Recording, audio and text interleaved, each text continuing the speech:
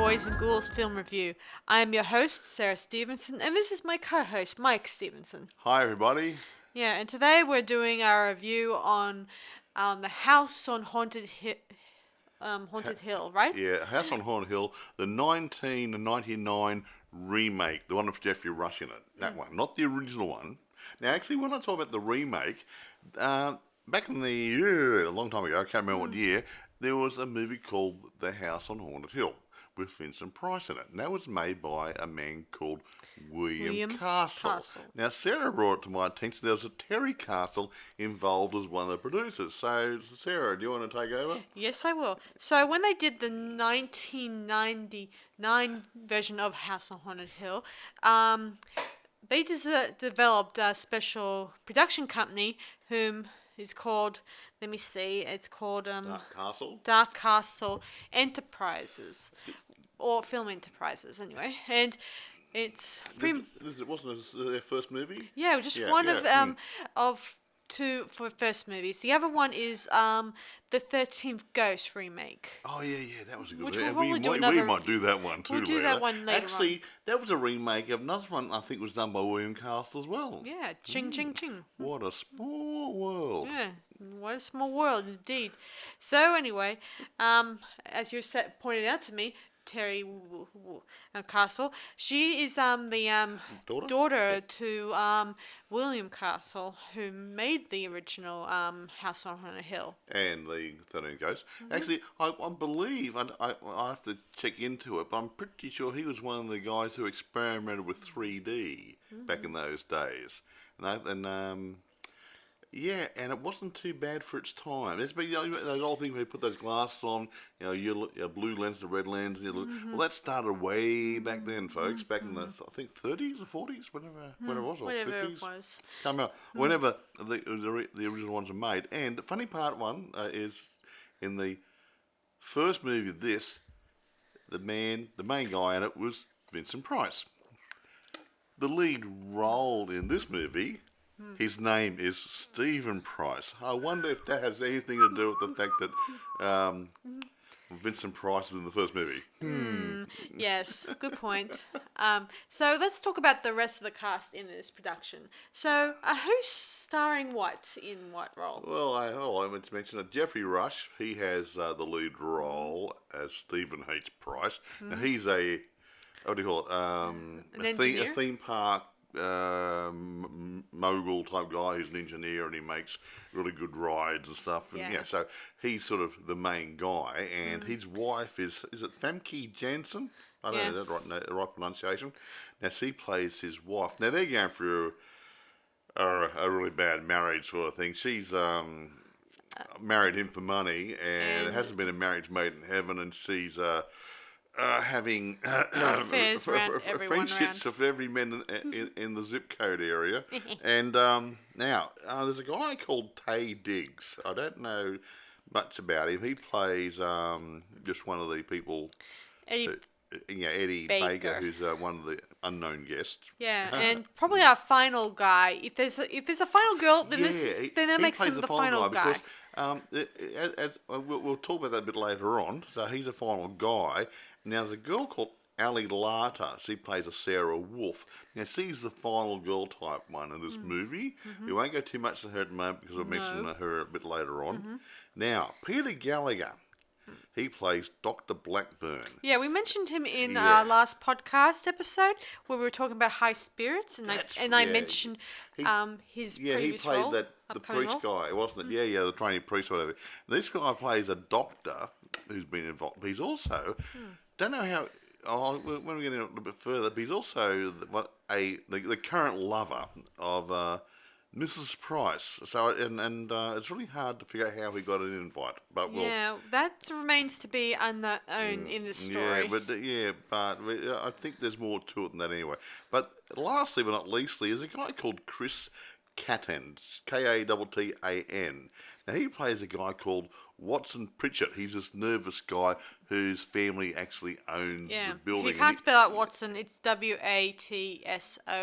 like Dr. Watson from Sherlock Holmes. It's elementary, my dear Sarah. Okay. Now, anyway, But I don't know Chris Catter and myself, but I believe he's a television personality in America. And they actually said when they got him in there for comedy relief and said, just do your own thing, just camp it up as much as you like, whatever you want to do with it, it's your part. So he didn't take any direction, they just said, let him go. So that's why it was a bit over the top sometimes. Yeah. And but it worked. It worked. Yeah. It was really good. And our next person on the chopping block is Bridget Wilson as Melissa Margaret Mars or whatever names. Yeah. And she plays a bit of an ex-television person. That's right, yeah. And she's not the only one who's television, on host-wise. There is also Peter Grave, who makes a guest appearance in this sort of movie. Thing. I think Peter Grave's had some sort of TV show, like a Believe It or Not sort of show, and they had him doing a cameo in The Men in Black as well, something along the same sort of lines. And he appeared in the Addams Family sequel, as I recall, too. Oh, he gets around, doesn't he? He does get around, but he appears as TV hosts or some unsolved mystery type host when you think about it. Robert Stack did something like that too, didn't he? I think, He did. Where's Robert Stack? Oh, Robert Stack probably died years ago. No, I'm not going to look into anyway, his past. He could have been one of the ghosts. No. Yes. Yes. So, is that everyone as we discussed? Oh, all the main ones. Yeah, there was. Actually, the funny thing about that, I like these movies done in a closed set. Like, hey, it's done in a building.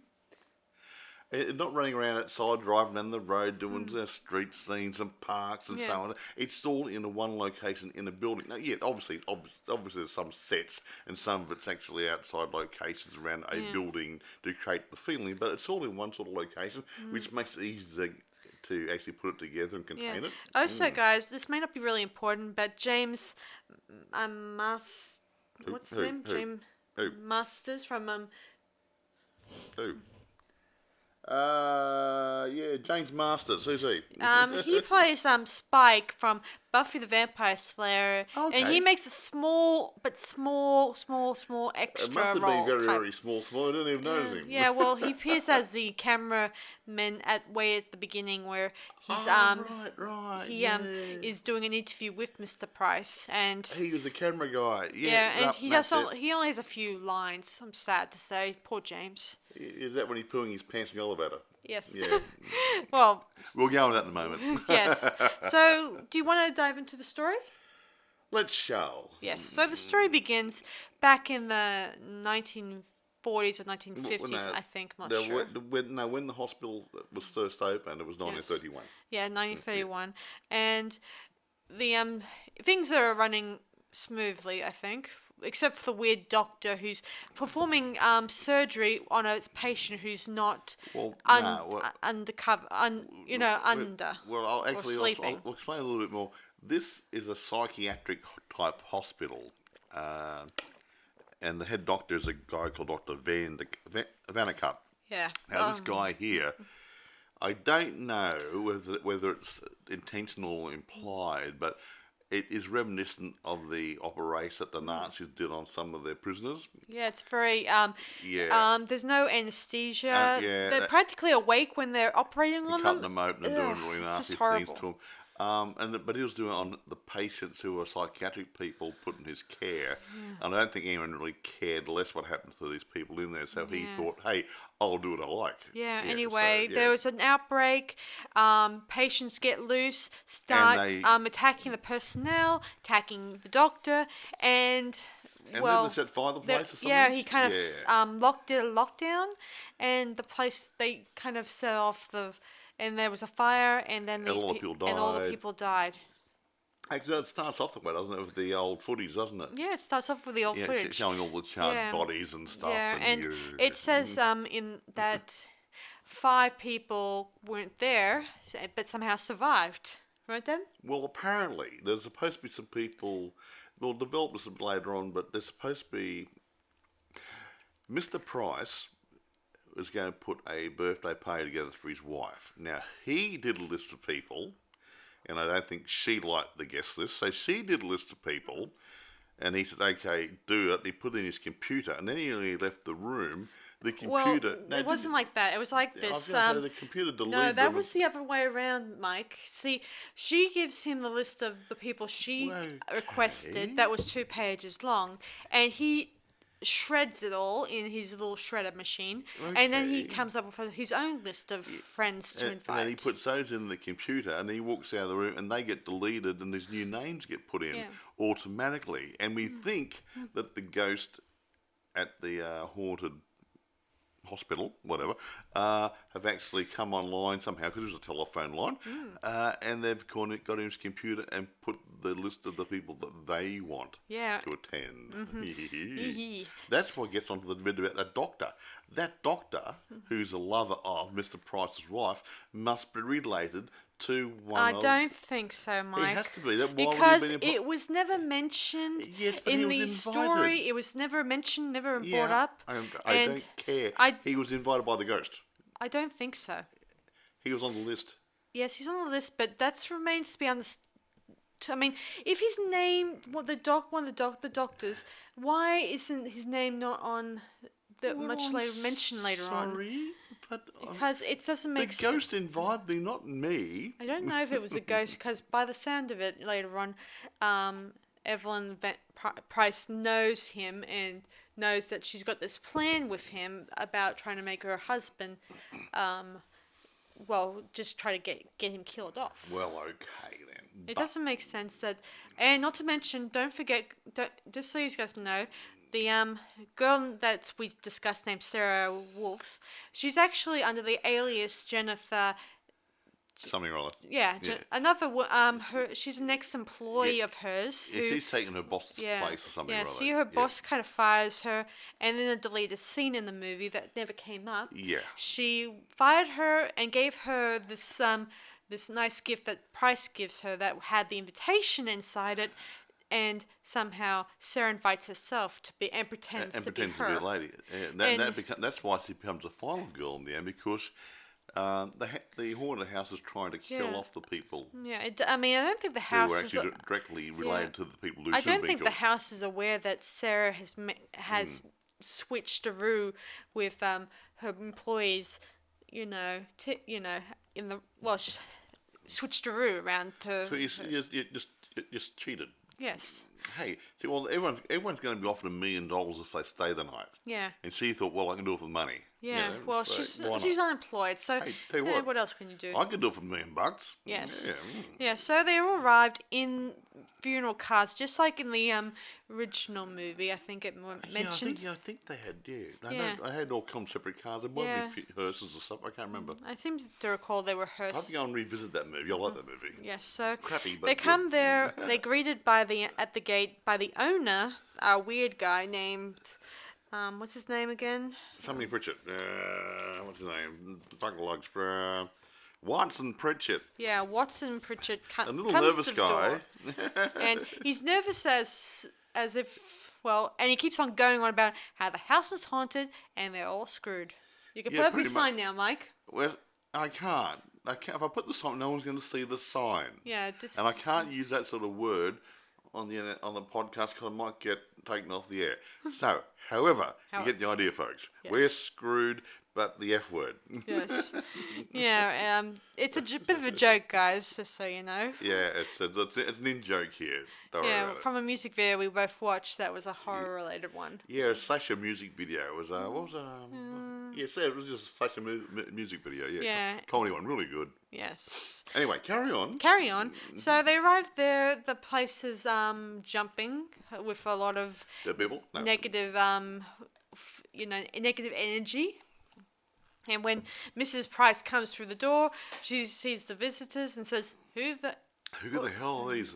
And then somehow some glass in a bit of a glass skylight window shatters, and it was going to probably impale anyone who so much as sit under it. Cut them up in little pieces, but she got a scratch on her cheek, didn't she? She did get a scratch on her cheek. Yeah. She nearly came close to being completely impaled by a very big shard, but somehow missed it.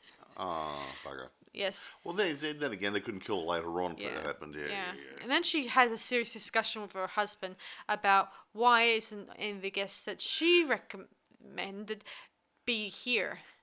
unfortunately, it's not quite that simple. not what they thought, and each one of them kind of blames one another for hacking into his computer and changing the list Now, around. a little bit of behind the scenes stuff here. For the movie. So inside the movie, Mr. Price, while setting up the birthday party for his wife, actually had his special effects man there have a few things happen to scare the people. Well, he didn't need this guy because the house is going to do it all by itself and did a lot better because his special effects guy gets killed off. Yeah, So, behind the scenes, so to speak. I would have left then. I would have left him. Yeah. So anyway, I would have dug a hole with my fingers. Yeah. Much later in the story, while they were getting settled in, drinking, eating a bit of table sandwiches, no pizzas, hey? I like pizza. yeah. They never get pizzas in. Pritchard wants to get, Watson wants to leave right away. He wants his money. Yeah, he wants out. He knows what the house. Supposedly he's supposed to live there when he was a kid, but his dad had bought the place and was remodeling it. Yeah, and that's why he knows the place reasonably well. Yes. So anyway, he writes up a check and he's about to head out the door, but then it somehow enters lockdown mode. Yeah. Something triggered it. Yeah. I think the ghost triggered it. So no one leaves tonight. Not bad, eh? Yes. Works Anyway, for me. so he tries to rush to the door, but it's too little, too late. Meaning they're all stuck in for the night. And actually, the same thing happened in the first movie. The little weedy guy who was moaning and groaning about ghosts and stuff, and he got to say they both hit the source. They both get drunk during it. So. I'm going to give up. I'm going to get drunk while I'm waiting. Yeah, and that was it. So, what? Giving up. Never give up, never surrender. So all the time he's moaning, saying, the house is alive, we're all going to die. We're toast. Yeah. Yes. Anyway, so to our two heroes of this movie, Eddie and Sarah, who reveals much later in this movie to Eddie that she isn't what she claims to be. So that leaves us wondering: does the house know that they've been cheated of a victim? No, it didn't. I don't think it did until later on, and they didn't know about Eddie being adopted. Yeah, see, which comes out later. Yeah. So had somebody got a or final? Maybe it doesn't really matter so much. It didn't. No, it wanted the bloodline. It wanted to get the people who were responsible for the death of all the insane people and everybody. Yes. They wanted to get revenge and on the right people. Yes. So. They might be mean, but they're fair. So Sarah and Eddie, they start off going off being a cheerful bunch, cheerful friends, and I think they start developing, a nice budding romance there. I'm not sure if they don't kiss or anything in this production, but they pretty much show that they care about each other. Eddie seems like the nice, strong but nice kind of guy. He wasn't an ex-football player or something. He's a baseball player, he says. An ex-baseball player. Yeah, retired, ex-whatever, Meaning he hasn't done it for a while. Yeah, maybe his contract ran out, he wasn't good enough to keep going, and or he health probably issue came or there something, to get some money, and maybe he might develop a new career for himself. Well, there you go then. Who knows? I don't know. It's like $1 million. That's enough to get you through life, sort of thing. Right, Dad? Well, I don't know about through life, but give you a good bloody start. Yeah, could be. I wouldn't want $1 million. If someone gave me $1 million to go and haunt a house, I would not think twice. I'd be there straight away. I don't think I could have it in me to do that. I would have my holy water in one hand, and I have a crucifix in the other hand, and I have a Bible in my pocket, maybe 2 Bibles, and rosary beads, and anything else I can have which might help me. I wouldn't take any chances. Yes. Yes. So anyway. And a water pistol. Full of holy water. Yeah. So anyway, our heroes venture into the basement, try to find out if there's any locking things to get out of this place. They see a lot of weird, icky stuff that may be left over from the olden days, like those. I don't know what these machines are, but they really look creepy, and I would not like to go near them. Yeah, the electric shock treatment thingies and that. Yeah. That special thing that you get sucked in later on, that was a saturation tank or something or other. Yeah. There's really, all the weird, crappy things. Yeah, from what Watson says in this movie, he says the place down in the basement is like a maze, meaning you could get lost down there for weeks and you won't be able to find your way out again. Or no, well, it's not true. They do find their way out, and they do get back up to the We'll get on the part later on how they get out, but there. that's interesting how they get down. Yeah, yeah. So they do encounter a few weird things, and one of the guests, Melissa, went down exploring by herself, and she kind of gets. So you're still on video footage. Yeah, she's as I said before, she's video journalist. she's a TV host of Yeah, sorts, and she yeah. wants to make a comeback. And This is it. This is great, getting great footage. Yes. She became one of the stars on her own video, yes, she gets attacked by some of the ghosts. and they're dragged off into the house. Literally, she just disappeared through a wall. Yeah, and all the time, Price and his wife are thinking each other is manipulating each other's plans of sorts. Boy, were they wrong. Yes. Yeah. Yes. So, she goes to bed, and Price goes to his man and finds him He completely. All his face has been gouged out. Yes. Yeah, like a watermelon where you half watermelon, take a scoop all the stuff out, and all you got there is the shell and the. Don't give them the ideas. Oh, This will gross them out. No, that's great. It looks really good, yeah. Oh, it's a great effect. The guy said turns around.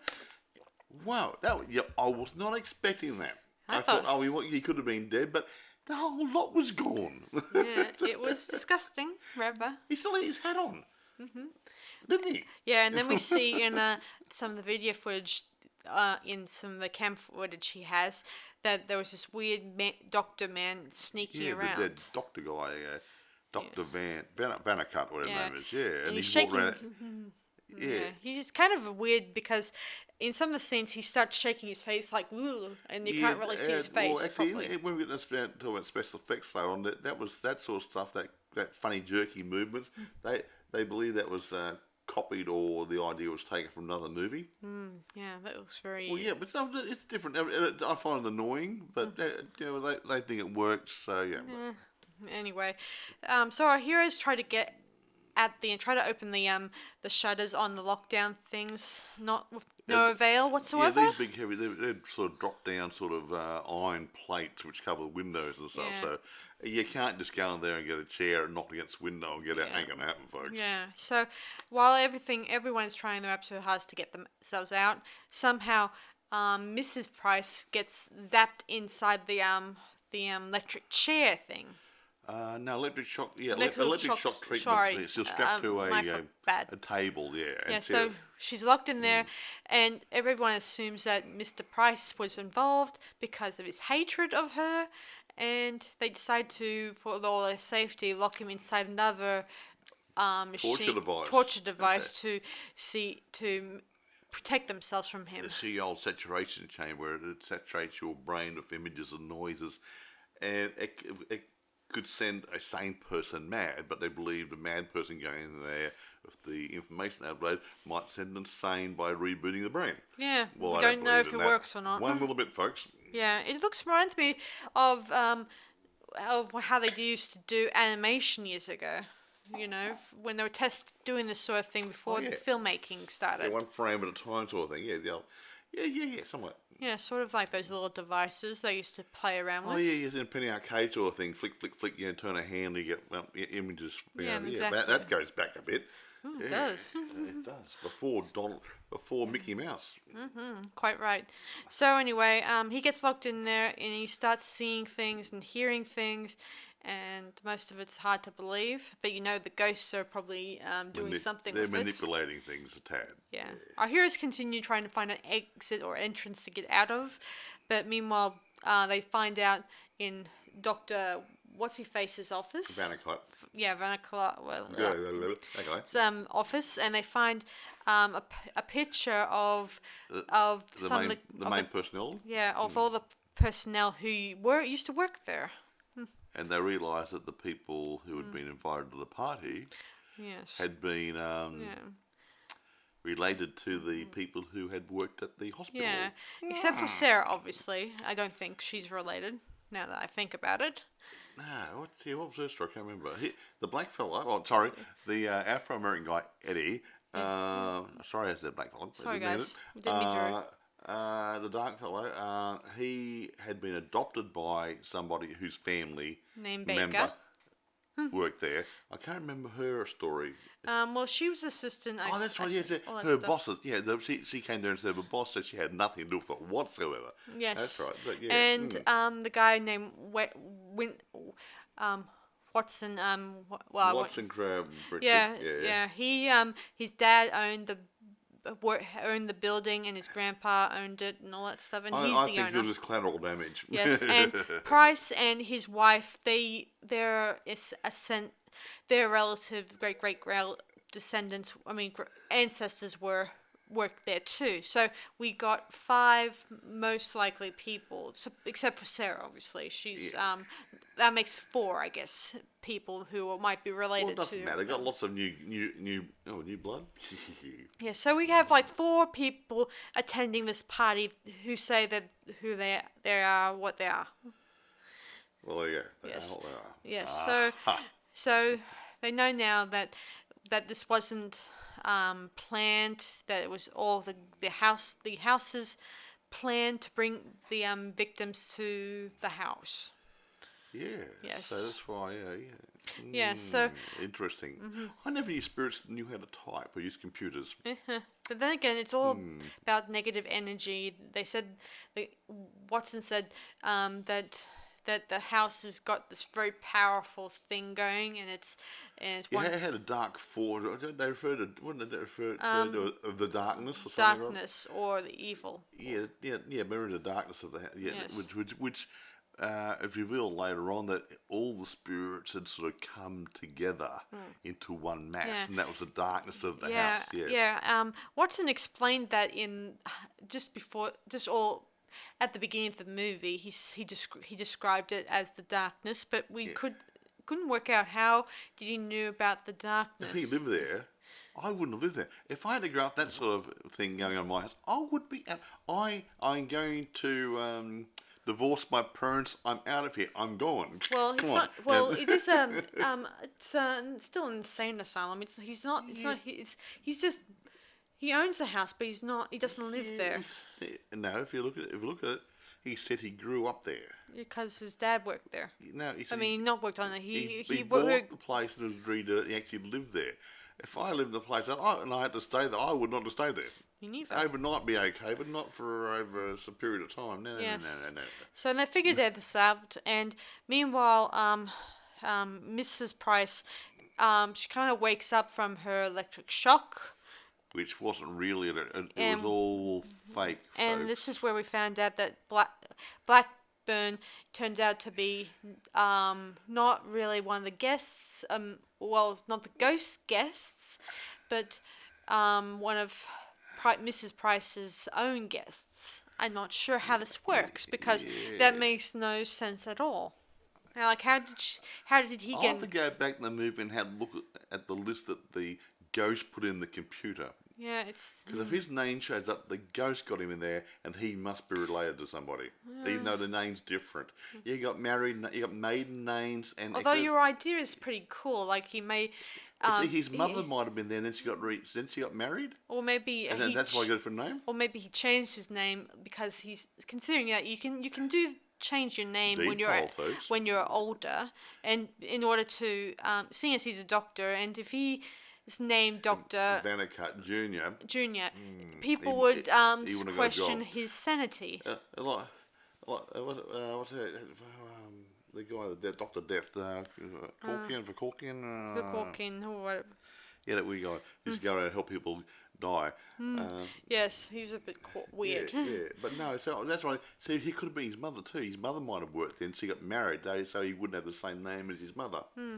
So yeah, I reckon he was. But this happens to be a lover of the lady as well as a ghost guest. But again, he doesn't get killed by the ghost. It turns out he gets killed by Mrs. Price because she wants to frame her husband for committing murders in this house. She needed another victim. And she needed another person. So she killed him. So she killed him because he was the only one who was outside of looking after Price while he was inside that chamber thing we told you about. Yeah, so he was part of the trying to send Mr. Price crazy and do different things to him and possibly getting killed off by somebody, but he got Yeah. killed off himself.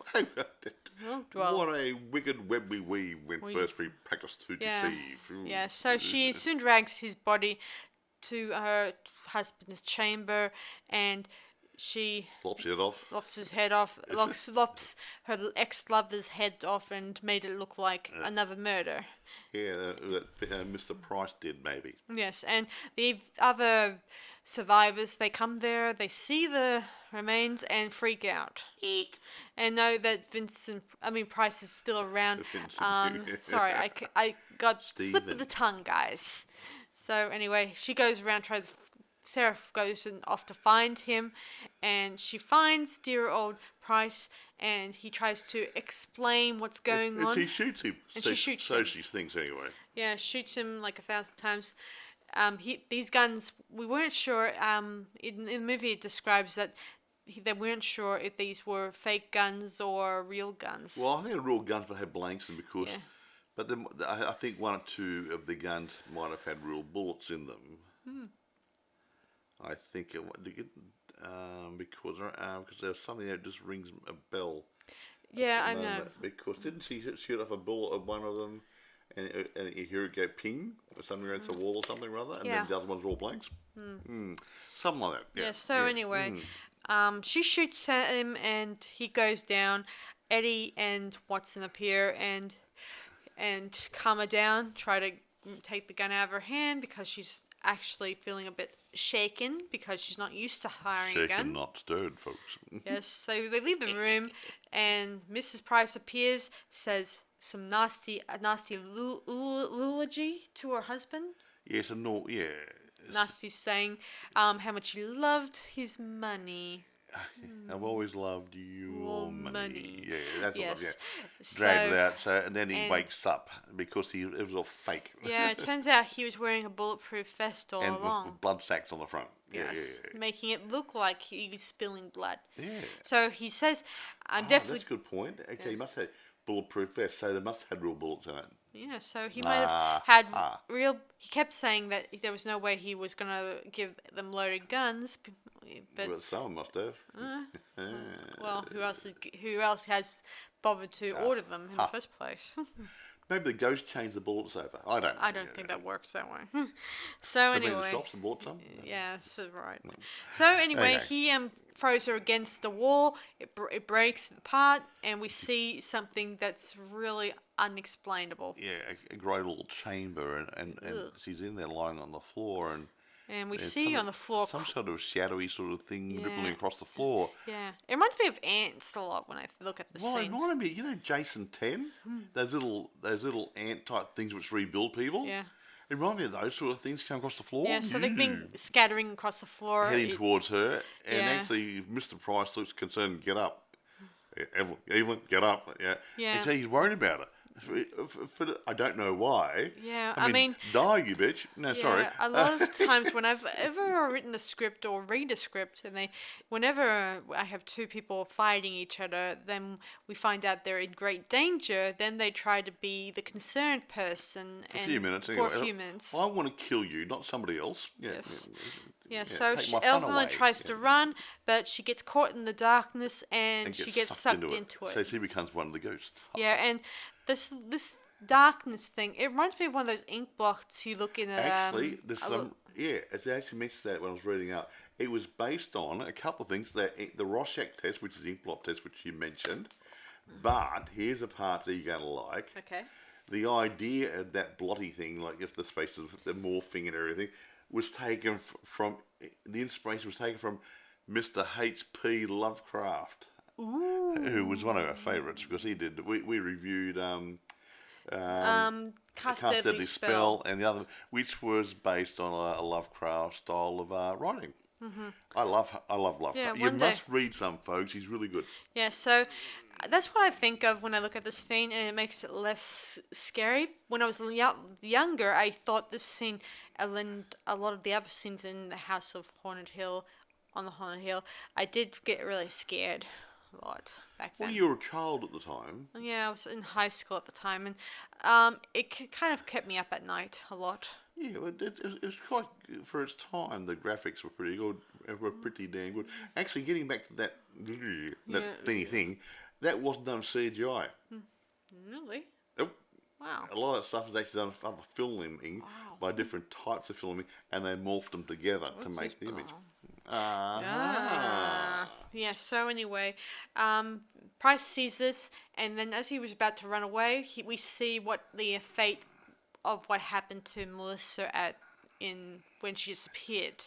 Everyone kept assuming that she was either dead by Price or disappeared. She really went to pieces, didn't she? Literally. Had a head there, an arm there, a leg there. Yeah. All hung up on display. Yeah. Thank you. It looked very nice. Yeah, it looked kind of disgusting, guys. Oh, I thought It grossed me out. It was neat. It was neat. It's like just fold away. Yeah, like the rest of those weird sculptures we see in the basement. That grossed me out more. I couldn't understand those. I don't know. I mean, Great effect, but like Ripley's Believe It or Not sort of stuff. But why was it there? I don't know. I often think that doctors back then, when they used to study the body, they would often, take autopsy the dead bodies and open them up. You had some half decrepit looking body sitting on a horse, and the horse is partly decrepit as well. Yeah, hello. It's things like it doesn't make sense, but it looked good for the movie. Yes. So anyway, he runs up the stairs. And our heroes soon see him and realize, he's not dead all along. So there's no reason to grieve. And Watson gets plucked off by the weird creatures, but we see him much later on. Yes, I can't explain very much. Yeah, anyway, they continue up, and Price figures out that the only way out is going through the attic. Attic. I don't know why. I mean, Yeah, because that's where all the outside window yet. Yeah, he figures out that the mechanisms are most likely in the attic. And they were. Yes. He must have known they're up there. I mean, you don't just guess. Yeah. So our heroes rush up the stairs, being chased by this dark entity, and it continues they make weird sounds like Whatever. groaning and laughter and a lot of weird noises. It's hard to describe, but there's a lot of things in it that make you wanna like a teenage party, it just grosses me out. I mean, it just all these things squirming and jiggling and jumping. Yeah, it looks teenage party. Yes, whatever. Anyway, it just looks so gory that it makes me want to shake from fear. Even as an adult. Well, not really. I've gotten over it. You got over it. Yeah, you've gotten run over. Yes, so they continue up, and of course the creature continues to chase them, and it starts to talk in the victims' voices. Like Melissa, the dead ones, and Price's voice, and soon enough they finally get to the attic, and Price, out of unknown reasons, he kind of sacrificed himself to save Sarah's life. Because he wasn't really a totally bad man, just hated his wife. Mm-hmm. Even he admits that the house is absolutely haunted. Yes. I reckon the Ghost Adventure guys, Zach Baggins and stuff to go on this place. Yes. So anyway, as they finally found a way out, and it's through one of the lockdown metal bits, and Sarah gets out, but somehow the rope gets cut by the darkness. Yeah. And he gets sucked in there for a bit. Eddie gets stuck inside. Yeah, and we hear a lot of the dead people's voices, and we hear that horrible, creepy doctor guy saying, "Next patient. Eddie Baker, it's your turn to join the others." And he says something, "I'm adopted." I don't belong here. I am adopted. And just then we see that Watson guy pulling on the rope and letting him out into the the outside world, and then closes the panel again, and the darkness disappears back into the house. Yeah, and everyone's happily ever after. Yeah, and our two heroes, they're finally catching their breath outside, and Sarah notices the envelope that was full of those $1 million checks. Oh yeah, there's $5 million checks, one for each person. Yeah. And they slipped out underneath the windowsill thingy. And they don't have their names on it. Just says. It's made out the cash. Yeah, yeah. So the two of them get $2.5 million each. Well, actually, it's 5 checks. Remember? Yeah, $1 million each, $2.5 million each. Yes. I just said. Yes. And so that's not bad for a bit of running around, a bit of exercise, and of course, Mike here says that seeing as Price is dead, then those checks will be useful. Well, I was going to say if they're ordinary checks off his own bank account, and they written on the same day he died, they may not on it. They might actually freeze them. But if they're actually cashier's checks and he's put the money aside, like we call them bank checks here in Australia, the money's already been put aside for them. They might be okay. Yeah, I like to imagine. Yes, definitely, they'll definitely get the money and they'll feel a little happy about it if they can get off that building. See, they're on top of the top part. They're right of at the top attic. part of the building, overhanging a cliff. On the outside wall, something like a couple 100-foot drop down to the ocean below on the rocks, and you sit down and you wonder how are they going to get out of here? Well, and how anyone going to know they're there? Well, seeing as there's a sequel, I think, and it's mentioned Sarah, so it indicates that maybe the either the groundskeeper might have let them down. I know what it is. They turned into chips, and the seagulls carried them away. There you go.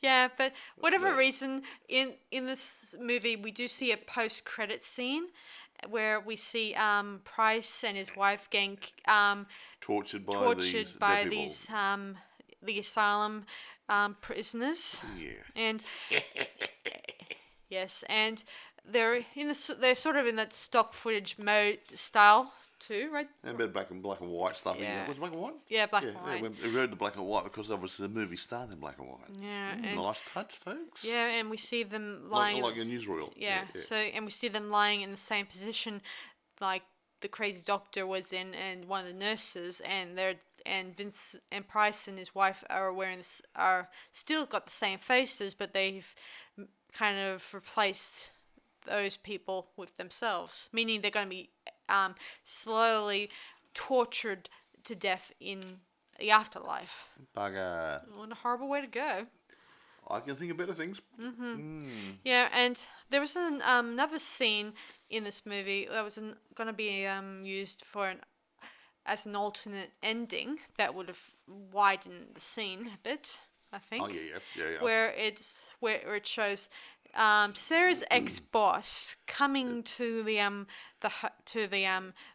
asylum, and she's supposedly inherited or something or other. Yes, and of course when she goes inside it, we find out that you hear a scream. Yes, and then we find out the land agent turns out to be Dr. Vanica, who just sent her to a doom. Meaning. So she didn't get away, folks. But again, as I said before, we never see this Jennifer character ever, which is sad to me. See, when they took that scene out, they took out the other scene too, where Sarah got the invitation that was sent to Jennifer. Yeah, so they didn't need. If they took one scene out, they wouldn't need the other one. Yeah, so it would have. They would have wanted to explain all the rest of the characters who are there, like the doctor, Eddie, the ex-baseball player, why he's there and why he wants money too, and all that stuff, right, Mike? He's broke. If he's no longer playing professional ball, folks, and Yeah, so let's discuss this movie, shall we? Yeah, we won't go into too much because it is what it is. It's just a good, fun, shock, horror type thing, which is good. A couple of good jump scares here and there, and it's. Yeah, and just so you guys know, when they were casting for the evil doctor guy, they were going to cast Marilyn Manson to play Manson's the doctor. Singer. Isn't that, he is already weird, but I really don't think he was fit the scene because that Dr. Vanica, he says he had a feel about him. He looked like a nice, ordinary type doctor, but sinister. And Marilyn Manson doesn't look anything like that. Yeah. Who's the name of the doctor who played who did play the evil doctor in Oh, I this don't movie? know. I didn't get his name. He only had a bit play. He didn't even have. He didn't have any words. Yes. Yeah. Yes. But yeah, he had a good image. And he looked the part. Where I don't think Marilyn Manson would actually look the part. He would have to do an extreme makeover, folks.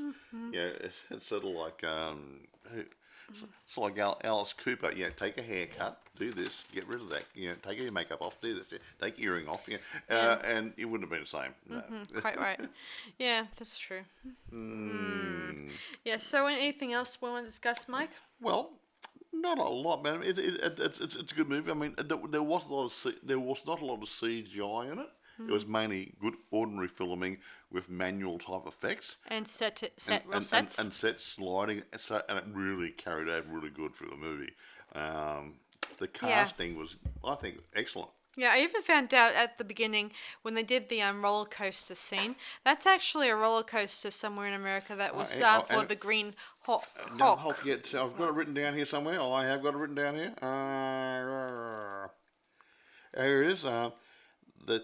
The roller coaster ride at the beginning of it was actually is actually the Incredible Hulk coaster at Universal Islands of Adventure theme park at Universal Orlando Resort in Florida. Wow. So there you go. It was a real ride, but I'm sure that bit in the elevator going up to the ride was not part of the Hulk ride. Honestly. Yeah, but Gomez was pretty creepy. So if you haven't seen this movie, I'm not gonna tell you what happened in the elevator. You gotta have to see the movie. Yeah, what I can tell you, it does creep you out, and Well, you need to change of underwear. I'll tell you right now. And unlike other horrors, like I will mention Hostel. That movie, we watched it the other day, and it took us like either 30 minutes to know when we're gonna get scared.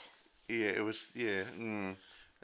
Yeah, 30 minutes. Like, unlike some movies get straight into it. Yeah, some of it can be under a 10-minute horror. You know, right into the shock into under 10 minutes. This one was on Hostel. That was like 30 or 25 minutes. Psycho, she was dead within the first 20 minutes, wasn't she? Yes. Yeah, the original Psycho movie, Alfred Hitchcock. Really, we won't do that. Will we do that one later? We'll we do might that. do the original Alfred Hitchcock Psycho movie later. Yeah. But that was, I'll say ahead of its time. But we won't talk about it now. We'll reserve that for another podcast. Yeah. So it's a bit of a shame they never included those other scenes with our character Jennifer in the story, because I imagine. Well, like I said, you would have had to put the other scenes and stuff. And you had to make the scenes work. But you've got to admit that that might have offended the actress portraying her in that. There's one part there I read that when Sarah and Eddie were running away for darts near the end of the movie, she had an overcoat on or something, or top coat on. Yeah. And they took a deleted scene out of there where they actually fell through a floor. And then in the next scene, she didn't have a coat on. Yeah. Oops. But they'd already done the scene, so they couldn't very well. Let's go and redo the scene again for the sake of putting a coat on, so they'd run with it. True. But yeah, look, there's always going to be the odd little thing happen in a movie that I honestly didn't notice until I read about it. Yes.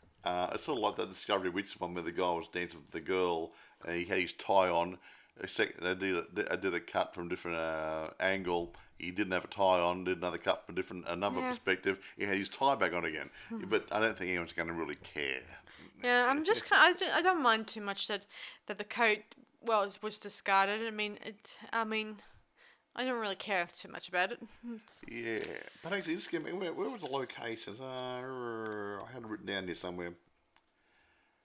The exteriors of this place looked really weird, stuck on the side of a hill. It said the film was shot with the exteriors of the house and driveway, shot at Griffith Park, near the Griffith Park Observatory. And now I don't know. That's obviously in America somewhere. I don't know. I believe the rest of it must have been done on sound stages. But some of it. It said the set is dark and dirty and everyone's been sick. Now, I don't know if this is stuff they did, well, may went overboard with the sets because it made it look to you. Yeah. Even the cleanness looked a bit. Ugh. Yeah, it made it look grungy and horrible. So all the sets had these creepy stuff. Yeah, that might put you off a little bit. Yeah, but yeah. So anyway, it was done in LA. Yeah, look at it. Yeah. Another thing I noticed in this movie was when let me think. Oh, there's going to be I don't know if you've heard, but there's a sequel to The House on Haunted Hill. It's called The Return to the House on Haunted Hill. We're not going to talk about it again, now. I won't we might mention reserve it just for yet. another podcast. Yes. But it does carry on the story reasonably well from obviously a couple of years later. Or whatever. Yeah, I think it said 8 years later, I think. I'm not sure. And it's slightly, well, it's a different storyline altogether, but still based around that house and the spirits or whatever. And Sarah plays a short role in this movie, in that one. Very short.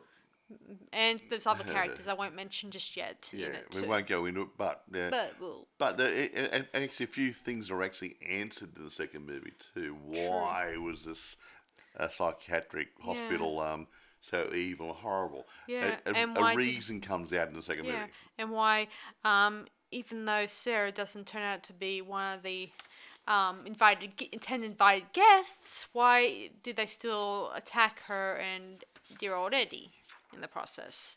It seemed like a good idea at the time. Yeah. I don't know. Anyway. So, do you want to start rating this movie, Mike? Ooh, yeah. I don't think there's anything else we can talk about. You've already told the story. Yeah. So, how do you rate this movie? I'm just trying to think. Look, just talk a bunch of souls a minute, folks. Okay. I think honestly, it's got to be up there. Yeah, up around the 9s again, 9.5. Look, honestly, I'm reviewing a lot of movies I like, obviously, but the filming's great. The sets are great. They've got good believable actors, and the storyline's good. It all comes together, so the magic works in this one. So those of you who haven't seen it, I think a lot of you have seen it, being an older movie. I'd like to think that you who haven't seen it will feel the same way as I when you have a chance to have a look at it. And it's probably still available on the internet. Yeah. Or buy a copy if you can actually get a copy of it, being 20 years old now. It's probably still out on DVD we like and to think video. so. Like I said, always try to buy one first or rent a copy from your local DVD rental place. If not, then go online, YouTube, Netflix, whatever, I think. but try to do it legally first. Yes. Yeah, I think, let me think. Even though this is a sequel, this is a remake, and I'm not too crazy about remakes at the moment because it's with all that the studio's offering at the moment. But I do. Sometimes it's a good remake. There are good remakes and bad remakes, is what I'm saying. This is a good one. This one, I definitely think is a good remake. So I'll definitely give this a 10 out of 10 for this one. William Castle would have been proud of this movie. Yeah, or at least his daughter would. No, he would have. If he saw the end result, his daughter produced a remake of a movie he made. He didn't have the technology back in those days to make it like it was made today. Yeah, I've seen the special effects he would have done. Oh, yeah. And his stuff is basic. But incidentally, guys, I see the I've been surprised of the House on Haunted Hill in color, and I think I prefer the black and white more than ever. Well, they were made in black and white, and they actually used shadow and stuff. When you colorize them, you sort of lose the effect of the shadow. I just mean, that's why it's done in black and white, and you actually rely on shading. Yeah, it's just that it looks more effective in black and white because it's more sinister, thrilling, adds a little character, and just the right. And that's why colorize doesn't always work. Yeah, I mean, if it lose that feeling. Yeah, I mean, in a lot of movies, after black and white has kicked the bucket, well, it's a different style of filmmaking. Yeah, it's a different style of filmmaking. They knew how to capture it. I mean, with colorizing such old films doesn't always use it to its advantage when you think about it. Can work, but not in every case. Sometimes it'd be better off just re-digitalising it and leave it black and white and just sharpening up the image and leave it as black and white. Yeah. Yeah, I'm okay if it's just black and white because black and white does do wonders. Yeah. Anyway, folks, I think that's about it for this one. I think we've exhausted our chit-chat. Yeah, so I'll see you guys around, boys and ghouls. So I hope hopefully we'll do a next review on the sequel to House on Haunted Hill. Two. As well as. Yes, and we'll let you know how we go with that one. So see you around, boys and ghouls. Till next time, unpleasant dreams.